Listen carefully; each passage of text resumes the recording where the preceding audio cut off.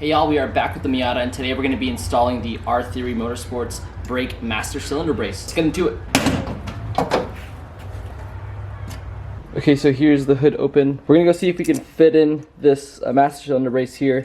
It seems to go right where the intake filter is at. So let's see what we can do here. Maybe we'll install this, reinstall the filter, and see if there's way too much contact, or you know, if it's still fine and it's not really putting stress on the other intake components by like having it lean on the master cylinder brace. I'm going to use a deep 12 mil socket to get to these bolts here, so we're just going to remove these two.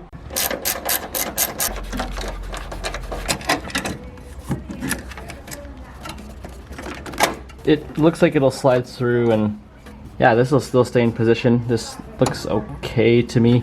There's another filter media under this red one, so you know, I think realistically it's not too much contact with the filters such that this will, like, you know, potentially rip the filter or like significantly hurt the performance of the intake. So yeah, let's get this bolted down, and it looks like we just reinstall our 12s. Yeah. But yeah, this is how the master cylinder brace works. These are mounted here on the body, and they push against the brake master cylinder, which is this big body here. So it's just going to push against the master cylinder and prevent the flexing when you hit the brakes. So it should result in improved brake feel and your ability to feel what the pad is doing, so you can modulate them better when you're at the track. So yeah, we're going to get these bolted up, and then we're going to adjust this member here, which pushes anti to the master cylinder.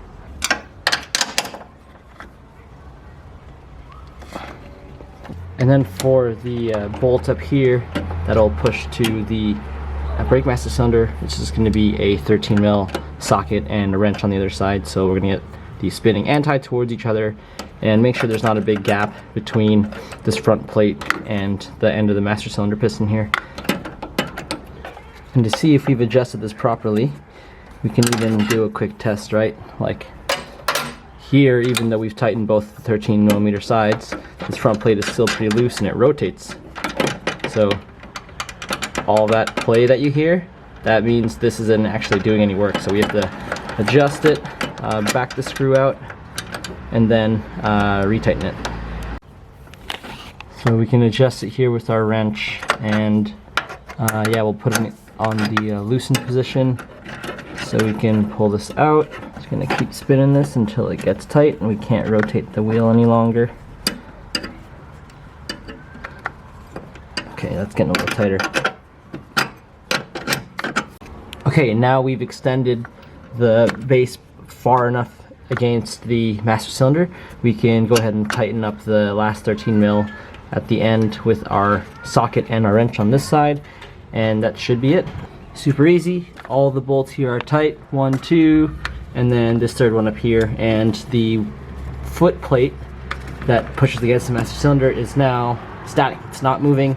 This thing is rock solid. So yeah, can't wait to test this out on the street and at the track. Alright everybody, there we have it. That is the RTheory brake master cylinder brace successfully installed, and it worked well with our intake here. So yeah, huge thank you to RTheory Motorsports for giving us some more brake feel over here. And remember guys, if you guys want to get anything from the RTheory Motorsports website, it's going to be linked here. You can use the promo code NewMeRacing, all caps, one word, NewMeRacing, to get 5% off on anything from the RTheory website. So it doesn't matter if you have a Miata or an FRS or a Volkswagen or any of the other many platforms that they sell parts for, you can get a discount with using NewMeRacing, one word.